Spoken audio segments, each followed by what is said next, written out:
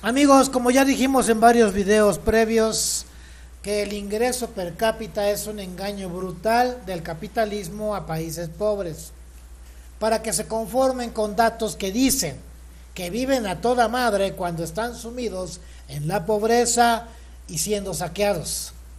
Caso muy elocuente es el caso de Perú en América del Sur, y hablaremos también de México, Brasil e India. El ingreso per cápita es la división de todo lo que se produce en un año en un país entre la cantidad de habitantes. Si por ejemplo se produce en un país X $1.000.000 en un año, y si el país tiene 1.000.000 de habitantes, se divide esto, el $1.000.000 entre el millón de habitantes, y te toca de a dólar, pero nadie te paga un cheque por $1, ya sean $20.000 o 100.000 o lo que sea. Eso es una falacia. Eso solamente es un dato estadístico para medir la productividad de un país, pero no para medir el bienestar de país alguno. Ok, aunque paguen impuestos, las utilidades se las llevan las empresas, sean extractivas o productivas. Y ya repetimos, nadie te paga un cheque por ese pomposo ingreso per cápita. Y mucha gente se la quiere hacer creer. El PIB queda escrito en papel como lo producido en el país para siempre, estadísticamente. Solo producen un elevado índice de desarrollo humano, IDH, sí y solo si los impuestos cobrados a las empresas se traducen en bienestar para el país por los gobiernos, sea en salud, educación, vivienda, transporte, es decir, un estilo, un modo de vida satisfactorio. Por ejemplo, los primeros 4 lugares en el índice de desarrollo humano son Suiza, Noruega, Islandia y Dinamarca. Pero de ninguna manera ese solo dato del PIB per cápita refleja la distribución de la riqueza en ningún lugar de la Tierra. El ejemplo más real es la India, aunque aparece en el 5.º lugar de las potencias económicas del mundo, de entre las 10 primeras, tiene un índice de desarrollo humano muy bajo de 0.685. Y comparado con Suiza, que está en el primer lugar, que está en la posición 20 del PIB mundial, porque Suiza tiene otros factores que tienen un modelo de vida diferente. Y en India hay mucha pobreza. Ahora, ¿cómo se calcula el IDH o índice de desarrollo humano? Son 3 factores: salud, expectativa de vida, educación, nivel de estudios e ingreso per cápita. Pero como ya dijimos que el ingreso per cápita es una falacia y no te muestra bienestar, de entrada la estadística del IDH no sirve para nada, para ningún país del mundo, no muestra ningún bienestar en ningún rubro, en ninguna forma.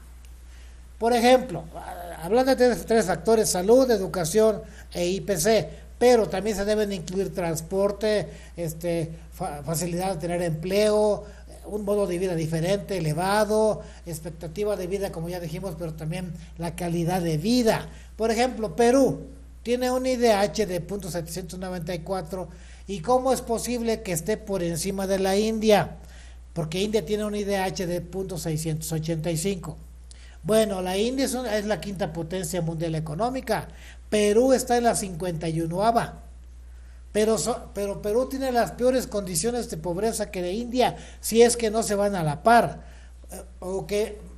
¿Cómo es que Perú esté por encima de Brasil, que tenga un IDH Brasil de 0.786, que se encuentra en el lugar 84 de la lista mundial del IDH, y Perú está en la posición 79, solo 2 lugares después de México, siendo Brasil la 9ª potencia mundial económica? Ahora veamos, si comparamos los factores de Perú con Brasil o México, veremos. En el factor salud, en México hay 25 médicos por cada 10.000 habitantes, está en el lugar 77 del IDH. En Perú hay 14 médicos por cada 10.000 habitantes, lugar 79, 2 lugares abajo de México. Es muy pegado y no puede ser, porque la diferencia económica de un país y otro es abismal. En Brasil hay 28.1 médicos por cada 10.000 habitantes y está en el lugar 84, es decir, tiene 9 lugares más abajo que Perú. No se entiende cómo Perú se encuentre arriba de Brasil, porque Brasil tiene mayor cobertura en salud, tiene 28.1 médicos por cada 10.000 y Perú solamente 14. En el factor educación, en Perú solo un 32% accede a la educación universitaria y un gran porcentaje de estudiantes de bajos recursos no tiene acceso a universidades públicas. Además, hay mucha deserción. En Brasil, aunque la proyección para 2024 era del 33% de acceso a universidades, apenas alcanza un 20%, por abajo de Perú. A lo mejor por eso, en ese factor, Perú esté por encima de Brasil en el IDH.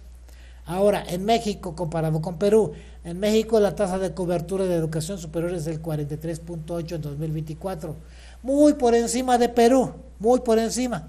No se puede meter, es que hay que entenderlo, no se puede meter el ingreso per cápita como factor para el bienestar de un núcleo poblacional, dado que no es real, ya lo explicamos por qué, ni produce bienestar alguno, solo es un número estadístico ficticio. Por lo tanto, la estadística del IDH, que tanto presumen en Perú, es todo disparatado. Brasil es la 9ª economía mundial, pero está en el lugar 84 por abajo de Perú. México es en la posición 12 del PIB mundial y está en el lugar 77. Ahora, Perú está en la posición 51 del PIB mundial y sin embargo están solo 2 lugares por debajo de México y por encima de Brasil. Algo no creíble. Tanto las estadísticas de ingreso per cápita se deben eliminar porque no reflejan ningún bienestar a ninguna población de ningún país del mundo.